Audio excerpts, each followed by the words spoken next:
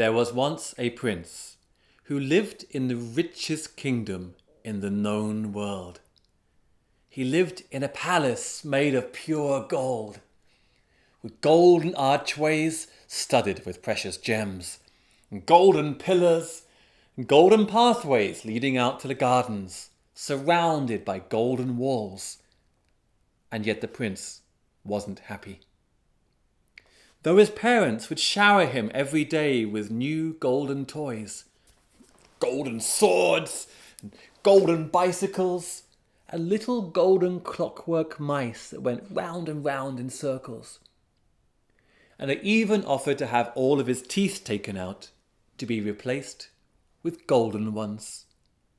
For a royal smile is a golden smile, his father would often say. And yet the prince knew, at the bottom of his heart, there was something more important in life than just gold.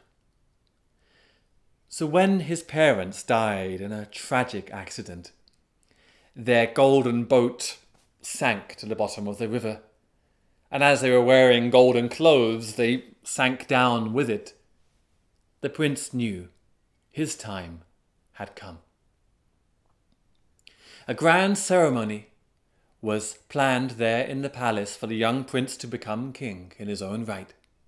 And all of the royal subjects stood around, waiting nervously, their golden clothes clinking on the ground. And the young prince stood up there at the top of the golden stairs, and a fabulous golden crown was brought out towards him. But he said, "No, no, please hear me, my people. Please. Will gold bring back my dear departed parents? Will gold keep us warm in the winter time when the cold wind blows? And when we have neglected our fields and poisoned our rivers, will we then understand that we cannot eat gold? No, my friends. I think you would all agree there is something far more important. I speak, of course, of chocolate." And 2 servants came out with a fabulous chocolate crown studded with Brazil nuts and raisins. And feeling a bit hungry after his speech, the new king broke off a piece. The army didn't need to be told, but sailed off their ships at once to the tropics, returning full of cocoa beans. The old golden palace, that was knocked down, and in its place, a fabulous chocolate palace was built, with chocolate archways and chocolate pillars, and chocolate paths leading out to the chocolate gardens, where a fountain of bubbling chocolate sent a stream of liquid chocolate all through the city. Special grants were given for all the houses in the town to be knocked down and replaced with chocolate architecture instead. People wore chocolate suits and chocolate dresses. In fact, the king once or twice disgraced himself as walking along the corridors of the palace and passing a young lady, he simply couldn't help himself but devour her dress.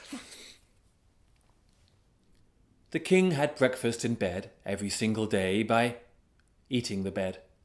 The blankets and mattresses and pillow were made of chocolate after all. And yet the prince wasn't satisfied. He ordered his cosmeticians to prepare for him a chocolate paste, which he used to paint his entire body.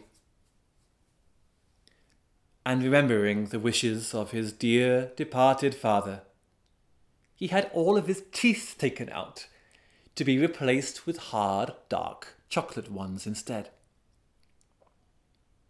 At last, the prince walked out on the balcony of his room one spring evening and looked out on his dark, sweet kingdom. Over there, he could see the artists working away on sculptures of the king, containing their frustration when he might pass by to take a nibble. and in the distance he could hear the royal band playing the national anthem through chocolate trumpets and chocolate tubas, the percussion section shaking cocoa beans in their pods. And at last he knew he had achieved perfection. He dreamt that his reign might last 1,000 years. And yet, time and fate seem to exist only to mock our ambitions, make fun of our dreams. And so as spring turned into summer, and the sun climbed higher and higher each day, the air grew sticky and sweet, and people began to have terrible dreams they were drowning in the stuff. Until in the early hours of one summer night, it began. Drop, drop, drop, drop, drop. What began as a slow trickle turned into a steady stream, and then a roaring river, as all of the houses and the palace and the statues and the clothes all began to melt in one enormous chocolate river that washed away everyone and everything, until there was no trace that anyone had ever lived there at all. As for the king, well, he was lying in his bed when the great meltdown started and simply imagined he was having a wonderful dream, and he allowed himself to be carried away on this chocolate tide, which took him far away from his kingdom to an empty, desolate place. And standing up, he found himself feeling rather hungry, which he didn't know could happen in dreams. But there was nothing around to eat. I wonder, he said to himself, and bending over, he snapped off his big toe. And he discovered that having eaten so much of the stuff, even his own body had now turned to chocolate. He broke off the rest of his legs in great big pieces, and his appetite now whetted, he scooped up his belly greedily. Then he rammed one arm down his throat, and then the other, until there was nothing left of the king but his head upon the sand. And he cursed himself for his stupidity. How could he have been so foolish? Now he'd eaten his hands and arms, how was he going to reach the rest of his head? But what luck! In that moment, the sun came up over the hills, and as the first rays of sunshine fell down upon his face, his nose started to melt, and he found that by sticking out his tongue, he could catch the drops.